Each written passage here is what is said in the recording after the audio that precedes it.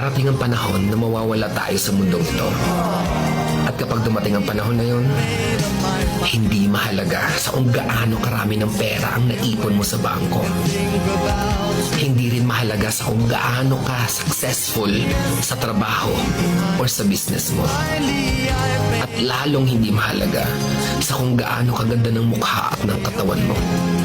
Dahil ang mahalaga pagdating ng panahon na yun ay ang sagot sa tanong na naging masaya ka ba? Nagawa mo ba ang kagustuhan ng puso mo kahit pag-gaano ka malito sa mata ng mundo? Dahil sa huli naman, ikaw naman magdadala ng mga memories na yon sa libingan mo. Hindi naman ang mga tao sa paligid mo. So make sure na bago pa dumating ang panahon na aalis na tayo sa mundong ito, siguraduhin mo sa sarili mo na magiging masaya ka at magagawa mo ang kagustuhan ng puso mo kahit pag-aano ka kontra ng mga tao sa mundo.